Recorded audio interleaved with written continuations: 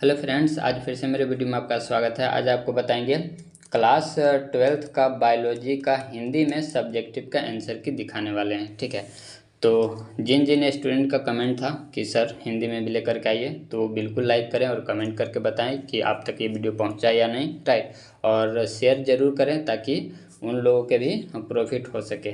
ठीक है, तो आपको बता रखें कि 2020 का मिलेगा, 21 का तो नहीं है, 22 का मिलेगा, 23 का, 24 का, 25 का, ये सब अपलोड किया हुआ है। अगर आपको 2019 का भी चाहिए, 18 का भी चाहिए तो आप बताइएगा।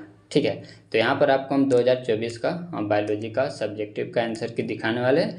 और बायोलॉजी का ही क्या, केमिस्ट्री, फिजिक्स, मैथ सभी का आपको दिखाएंगे। राइट, और आपको किसी ईयर का चाहिए, किसी सब्जेक्ट का चाहिए तो आप कमेंट कीजिएगा।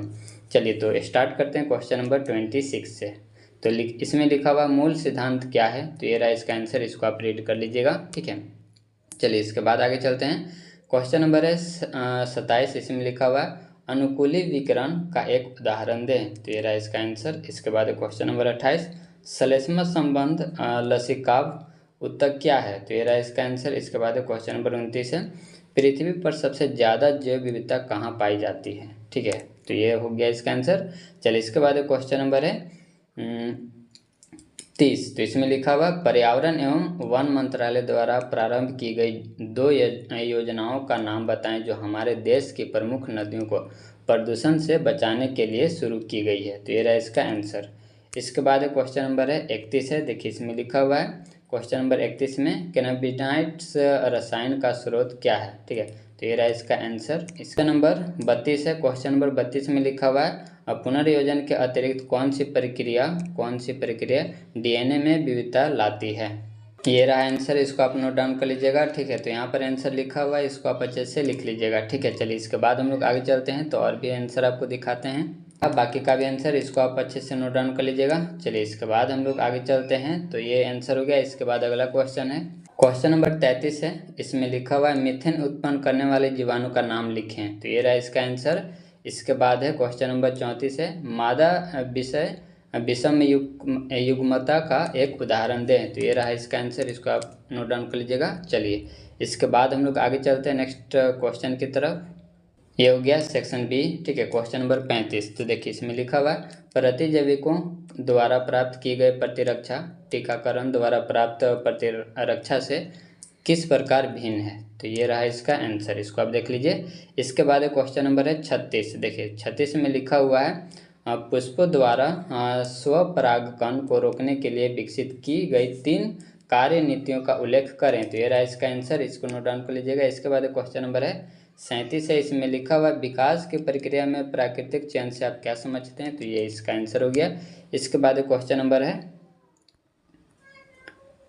नंबर नेक्स्ट है क्वेश्चन नंबर 38 है। इसमें लिखा हुआ है आरएनए और डीएनए में क्या अंतर है, आपको बताना है। ये हो गया डिफरेंस डीएनए और आरएनए में, तो इसको आप लिख लीजिएगा। चलिए इसके बाद हम लोग आगे चलते हैं, तो ये आंसर हो गया। इसको आप अच्छे से नोट डाउन कर लीजिएगा। राइट, चलिए इसके बाद हम लोग आगे चलेंगे नेक्स्ट क्वेश्चन की तरफ। नंबर 39 है। इसमें लिखा हुआ है पारजीवी जंतु यानी कि ट्रांसजेनिक एनिमल्स टीका सुरक्षा जांच के लिए किस प्रकार उपयोगी हैं, तो ये इसका आंसर हो गया। इसके बाद क्वेश्चन नंबर 40 है। इसमें लिखा हुआ 40 में जैव विविधता के संरक्षण में स्वस्थानीय संरक्षण का क्या महत्व है, तो ये इसका आंसर हो गया।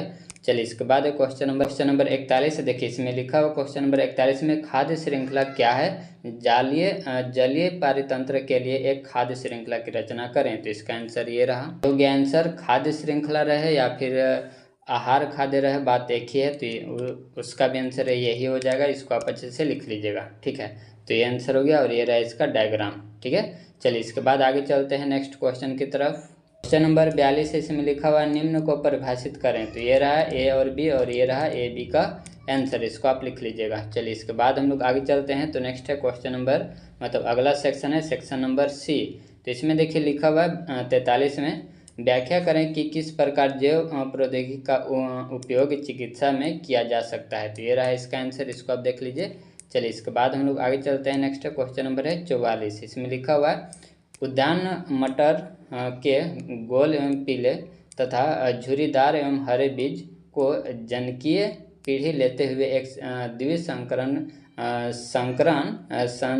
द्विसंकरण की रचना करें। F2 पीढ़ी में प्राप्त परिणामों के आधार पर स्वतंत्र अभिवहन के नियम की व्याख्या करें। तो ये रहा इसका आंसर, इसको आप देख लीजिएगा।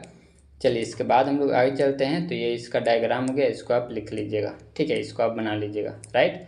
चलिए इसके बाद हम लोग आगे चलते हैं। तो ये बाकी का भी आंसर हो गया, इसको आप लिख लीजिएगा। क्वेश्चन नंबर है 45 है, इसमें लिखा हुआ है निम्नलिखित पर टिप्पणी लिखना है संक्षिप्त। तो ये रहा ए और ये रहा बी, ठीक है। तो एक बीजपत्री भ्रूण का विकास और द्विबीजपत्री भ्रूण का विकास, तो ये इसका हो गया आंसर, इसको आप लिख लीजिएगा, राइट। चलिए इसके बाद आगे चलते हैं। क्वेश्चन नंबर 46 है, इसमें लिखा हुआ दिए गए रोगों के रोगजनक जीव के नाम एवं उनके लक्षणों का लिखें। तो ये सब दिया हुआ और ये रहा इसका आंसर, ठीक है। चलिए इसके बाद आगे चलते हैं। तो नेक्स्ट आपका क्वेश्चन नंबर 47। तो ये रहा क्वेश्चन नंबर 47, इसमें लिखा हुआ है निम्नलिखित की परिभाषा दीजिए और प्रत्येक का एक एक उदाहरण दीजिए, ठीक है। तो ये हो गया ए का, और बाकी का भी आंसर दिखाते हैं। ये हो गया बाकी का भी आंसर, बी सी डी और ई, इसको आप देख लीजिएगा, राइट। चलिए इसके बाद हम आगे चलते हैं।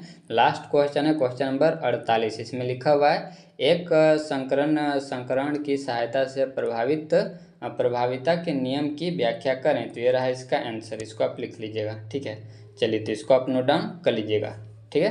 तो ये था दोस्तों आपके लिए 2024 का हिंदी में बायोलॉजी का आंसर सब्जेक्टिव का, और इसी तरह से आपको केमिस्ट्री का भी अपलोड जल्द ही होगा, फिजिक्स का भी हो रहा है, उसको भी आप जा करके देखिए। और आपको किसी भी सब्जेक्ट का चाहिए तो आप कमेंट कीजिए, हम जल्द से जल्द आप तक पहुंचाने का प्रयास करेंगे। और इस मेहनत, अगर मेरा मेहनत आपको अच्छा लगे, इससे मदद मिल रहा है, तो आप लाइक कमेंट जरूर कीजिएगा और चैनल सब्सक्राइब जरूर कर लीजिएगा।